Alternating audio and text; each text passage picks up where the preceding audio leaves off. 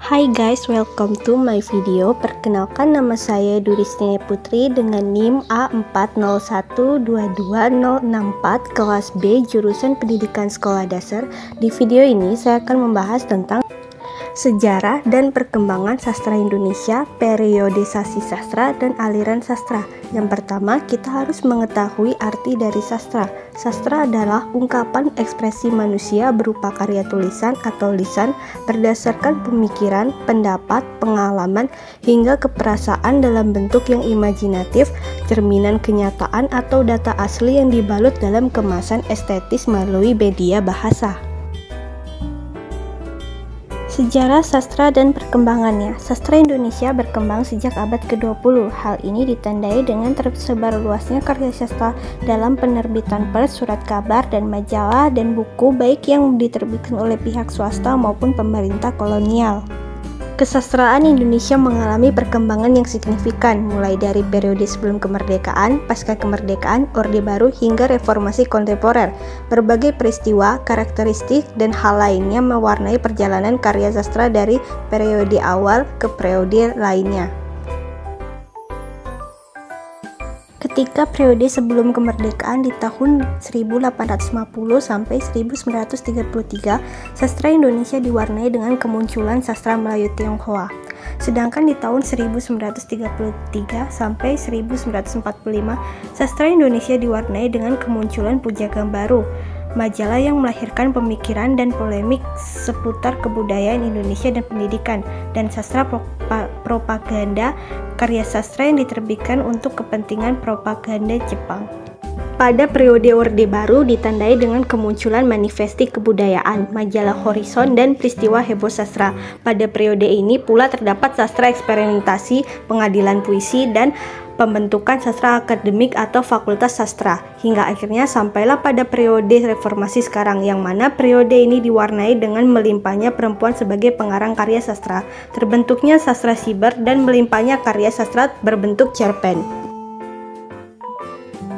Yang selanjutnya yaitu periodisasi sastra. Yang pertama, masa Hindu-Buddha, abad ke-4 hingga abad ke-14. Pada periode ini, sastra Indonesia masih dalam bentuk lisan. Karya sastra awal yang terkenal adalah Ramayana dan Mahabharata yang diterjemahkan ke dalam bahasa Sanskerta dan Melayu kuno. Selain itu, ada juga karya sastra dalam bentuk puisi yang disebut kakawin. Yang kedua yaitu masa Islam, abad ke-14 hingga abad ke-18. Dalam periode ini, sastra Islam mulai berkembang.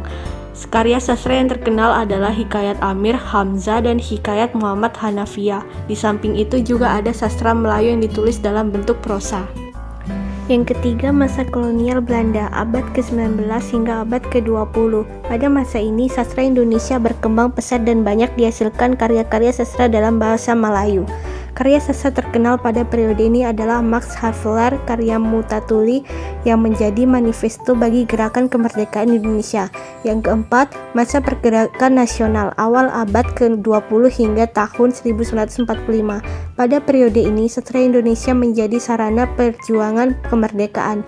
Beberapa karya sastra yang terkenal pada periode ini adalah Syair Cerita Subur, Siti Nurbaya, dan Layar Terkembang. Yang kelima, masa pasca Indonesia Merdeka tahun 1945 hingga sekarang. Setelah kemerdekaan Indonesia, sastra Indonesia terus berkembang. Beberapa karya sastra terkenal yang dihasilkan pada periode ini adalah Bumi Manusia karya Pramudia Anantathur, Salah Asuhan karya Abdul Muiz, dan banyak lagi. Sastra Indonesia juga semakin berkembang dan beragam dengan munculnya berbagai jenis sastra seperti puisi, cerpen, novel, dan drama.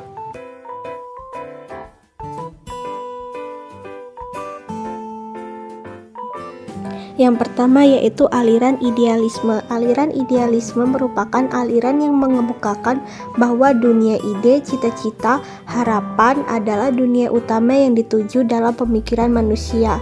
Beberapa jenis aliran idealisme yaitu: yang pertama yaitu romantisme, aliran yang mengutamakan perasaan pengarang sehingga pembaca tersentuh setelah membacanya. Di dalam karangan romantisme, fantasi dan perasaan seolah-olah lebih berkuasa.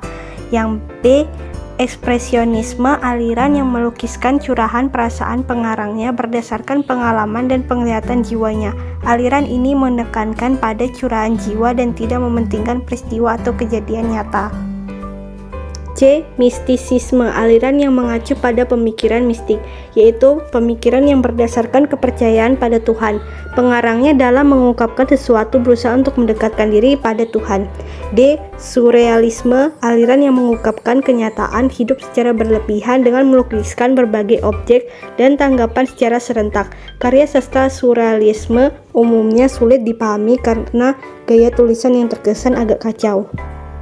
E. Simbolisme, aliran yang melukiskan sesuatu melalui simbol atau lambang, seperti binatang atau benda-benda lainnya. 2. Materialisme, aliran materialisme berkeyakinan bahwa segala sesuatu yang bersifat kenyataan dapat diselidiki dengan akal manusia. Aliran materialisme dapat dibagi menjadi beberapa aliran antara lain. A. Realisme, aliran yang melukiskan sesuatu apa adanya atau keadaan sebenarnya. Pengarang umumnya lebih objektif dalam memandang sesuatu tanpa mengikutsertakan perasaan. B. Impresionisme, aliran yang menekankan pada pengalaman dan penglihatan pengarang berdasarkan kesan sepintas terutama oleh panca indera. C. Naturalisme, aliran yang melukiskan kenyataan secara terus terang dan sering cenderung bersifat jorok tanpa mempedulikan baik buruk serta akibat negatif. D. Determinisme, aliran yang menggambarkan nasib buruk tokoh-tokoh cerita yang ditentukan oleh lingkungannya atau takdir yang jatuh padanya. 3. Eksistensialisme, aliran eksistensialisme merupakan aliran yang muncul karena ketidakpuasan atas dikotomi aliran idealisme dan materialisme dalam memaknai kehidupan.